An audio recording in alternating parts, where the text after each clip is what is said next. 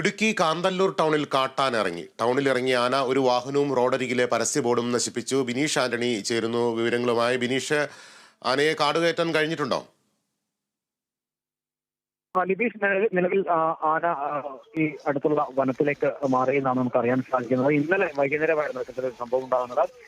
ഇവിടെ ഈ കാന്തല്ലൂർ ജനവാസ മേഖലയിൽ ഇറങ്ങിയ മോഴയാണ് പരിഭ്രാന്തി പരത്തി ഇതുവഴി തലങ്ങും വിലങ്ങും നടന്നത്. വാഹനങ്ങൾക്ക് നേരെയും അതുപോലെ വീടുകൾക്ക് നേരെയും ആക്രമണം നടത്തിയിട്ടുണ്ട്. റോഡിലൂടെ പരിഭ്രാന്തി പരത്തിയ നീങ്ങിയ ആന പരസ്യ ബോർഡ് സമയത്ത് ഒരു പരസ്യ ബോർഡ് ഉണ്ടായിരുന്നു. ഈ പരസ്യ ബോർഡിൽ ആഞ്ഞിടിച്ച ശേഷം ഫ്രണ്ടിലേക്ക് പോവുകയായിരുന്നു. ആളുകൾക്ക് നേരെ പാഞ്ഞെടുക്കുകയായിരുന്നു. അതോടൊപ്പം തന്നെ പ്രദേശവാസിയായ ഒരു മതിയഴകന്റെ ഓട്ടോ നിർത്തിയിട്ടുണ്ടായിരുന്നു. ഈ ഓട്ടോ തള്ളി ഒരു ഇന്ന ദൂരം കൊണ്ടുപോയ ശേഷം മറിച്ചിടാൻ ശ്രമിച്ചു. ഈ ഓട്ടോ മറിച്ചിട്ടുണ്ടെങ്കിൽ താഴെ ഒരു വീടുണ്ടായിരുന്നു. വലിയ രീതിയിലൊരു അപകടം സംഭവിച്ചാണ്. ഏതായാലും വലിയ രീതിയിലുള്ള ഒരു നാശനഷ്ടം തന്നെയാണ് ഈ കാട്ടാനക്കൂട്ടം ഈ മേഖലയിൽ വിധിക്കുന്നത്. ഈ മോഴയാന ഇറങ്ങി പരമാവധി ഈ കർഷകരുടെ കൃഷിയെല്ലാം നശിപ്പിച്ചു എന്നാണ് നമുക്ക് അറിയാൻ സാധിക്കുന്നത്. ഓണം വിപണി മുന്നിൽ കണ്ടുകൊണ്ട് വെളുത്തുള്ളി അടക്കമുള്ള നിരവധി കാർഷിക വിളകൾ ഈ കാന്തല്ലൂർ ഗ്രാമത്തിലുണ്ട്.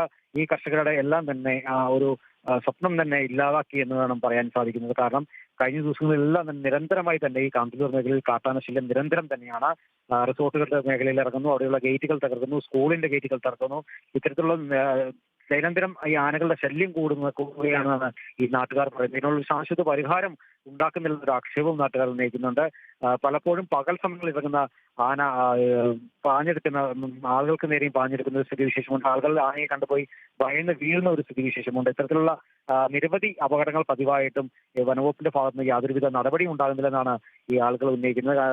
ഈ ആനകളെ പൂർണ്ണമായും തന്നെ ഈ ജനവാസ മേഖലയിൽ നിന്ന് വനത്തിന്റെ ഉള്ളിലേക്ക് നീക്കാനുള്ള ഒരു നടപടി സ്വീകരിക്കണമെന്ന് തന്നെയാണ് ആളുകൾ കർഷകർ ആളുകളെല്ലാം തന്നെ പറയുന്നത്.